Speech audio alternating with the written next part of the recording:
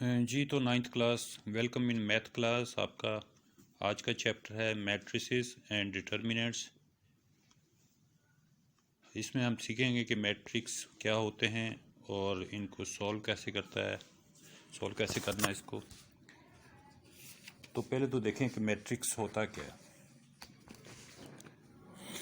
इस चैप्टर में काफ़ी सारी डेफिनेशन भी हैं, वो साथ साथ आपने डेफिनेशन तैयार करनी है। जैसे कि पहले तो है कि मैट्रिसेस और डिटर्मिनेंट होते क्या हैं।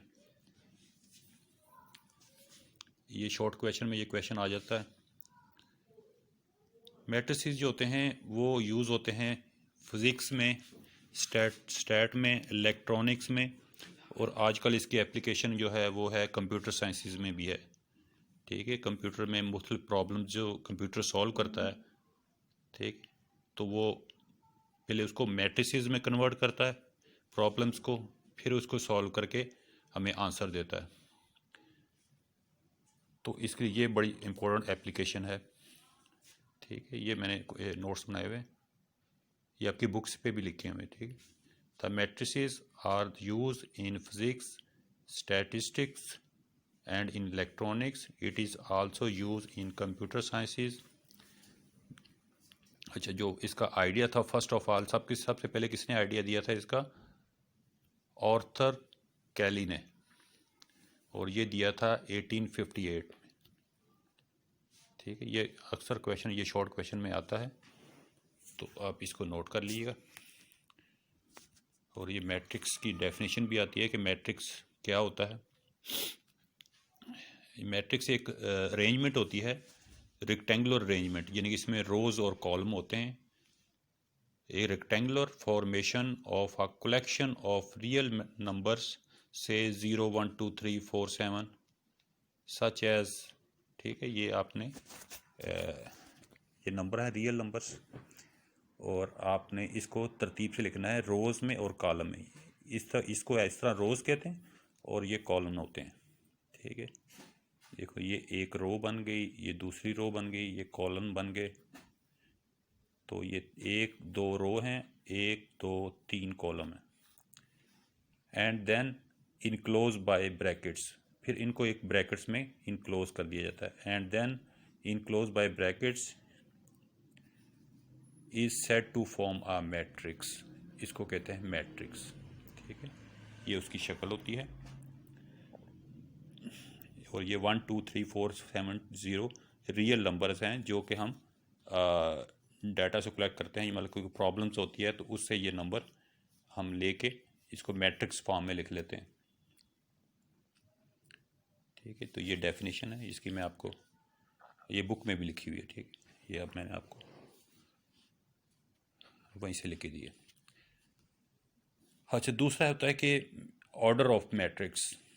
इसका ऑर्डर क्या होता है, तरतीब क्या होती है मैट्रिक्स की। The number of rows and column in A matrix is called its order. ठीक है, जो तरतीब होती है, जिसमें मैंने आप बताया था, इस तरह ये रोज़ हैं और ये कॉलम है। तो रोज़ और कॉलम की जो तरतीब होती है उसको उसका ऑर्डर कहते हैं। जैसे कि ये एक मैट्रिक्स लिखा हुआ है, इसकी दो रोज़ हैं और तीन कॉलम हैं, तो 2/3 लिखूँगा इसका order. The number of rows and column in a matrix is called its order. If a matrix M has m rows and n column, ये मैंने जनरल तौर पे लिखा है। ठीक है, नंबर नहीं लिखे। एक की m रोज हैं और n कॉलम है। Then the order of m matrix is said to be m/n। इस तरह लिखा जाता है इसको। ठीक है, जैसे मैंने कहा था इसकी दो रोज हैं, तीन कॉलम हैं, तो 2/3 लिखूंगा इसको। तो अगर m रोज हैं, n कॉलम हैं, तो लिखूंगा m/n। जैसे कि एक ये एग्जांपल दी है, m है एक मैट्रिक्स 1 2 3 1 0 2। तो इसमें देखो ये रोज़, दो रोज़ हैं, एक दो तीन कॉलम है, तो ऑर्डर ऑफ एम क्या होगा, 2/3। ये चीज़ नोट करने वाली है कि हमेशा रो पहले होगी, कभी भी नहीं होगा इस तरह के पहले कॉलम आ जाए और फिर रो आए। हमेशा पहले रो होगी फिर कॉलम होगा। तो इस तरह आपने इसका ऑर्डर पूछ सकता आपसे। तो ये एग्जांपल देखें, एक और दो एग्जांपल देखें इसकी। ये एक एन मैट्रिक्स है, 1 2 3 -1 1 0 2 3 और 7।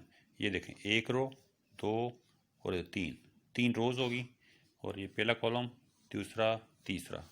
तो इसका ऑर्डर क्या बन जाएगा, 3/3। एक और मैट्रिक्स देखें, 1 3 2 5 ब्रैकेट में, ठीक है। तो इसकी एक ही रो है, लेकिन कॉलम कितने हैं, 1 2 3 4। तो इसका ऑर्डर क्या होगा, 1/4। तो इस तरह मैट्रिक्स का ऑर्डर लिखते हैं। अच्छा, तीसरी चीज़ हम देखेंगे इसमें, इक्वल मैट्रिक्स। दो मैट्रिक्स दिए जाएंगे, तो पूछा जाएगा ये इक्वल हैं कि नहीं इक्वल हैं। जैसे कि मैंने ये इसकी डेफिनेशन लिखूंगा, इसकी डेफिनेशन भी आई थी कि इक्वल मैट्रिक्स क्या होते हैं। तो ये डेफिनेशन है इसकी, let A and B be two matrix. दो मैट्रिक्स लिए हैं, एक का नाम ए है, एक का नाम बी है। Then A said to be equal to B. A जो है वो बी के बराबर कहा जाएगा if and only if. If and only if का मतलब क्या होता है कि उसी सूरत में। अब कंडीशन क्या है, दो कंडीशन होती हैं इसकी। अगर दो मैट्रिक्स बराबर हैं तो उसकी दो कंडीशन होगी, अगर दोनों सेटिस्फाई होंगी तब जाके वो बराबर होंगे। पहली कंडीशन क्या होती है इसकी, कि the order of A is equal to the order of B.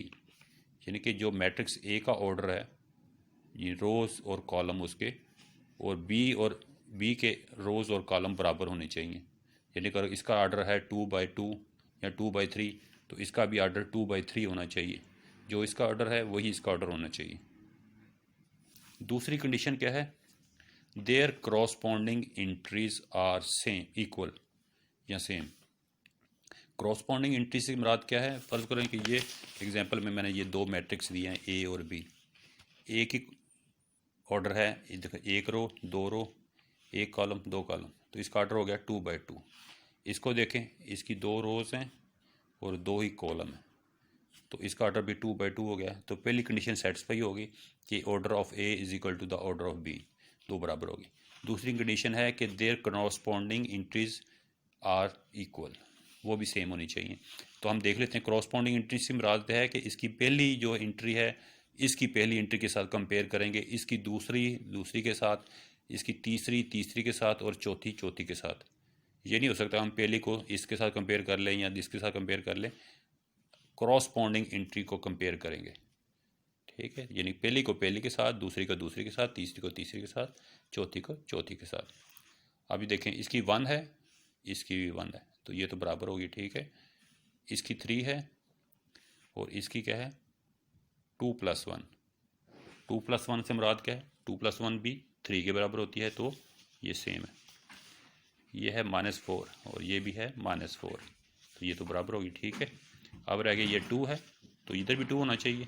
इधर लिखा है 4 - 2, जो कि 2 के बराबर ही होता है। 4 - 2 2 के बराबर है, तो ये चारों बराबर होगी।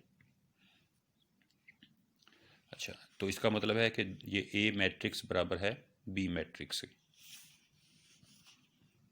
अच्छा, ये मैट्रिसेस लिखा हुआ है, मैट्रिक्स सिंगल को कहते हैं, अगर ज़्यादा मैट्रिक्स हैं तो उनको मैट्रिसेस कहते हैं। तो ये होगी इक्वल की definition, the order is same also corresponding elements also same, ठीक है। तो ये दोनों कंडीशन सेटिस्फाई हो रही हैं ए और बी में, तो ये दोनों इक्वल मैट्रिक्स है। इसी की बुनियाद पर हम अगली 1.1 एक्सरसाइज करेंगे। तो कल से इंशाल्लाह हम ये शुरू करेंगे। आप ये डेफिनेशनें नोट कर लें और इसको तैयार करें, ठीक है। आज का आप यही काम है आपका, ठीक है। साथ साथ आपने इसको तैयार करना। मैं इसकी आपको पिक्चर सेंड कर देता हूँ, आपने इसी तरह लिख के इसको इसी तरह याद करना, ठीक है। ओके, अल्लाह हाफिज़। आज के लिए इतनी काफ़ी।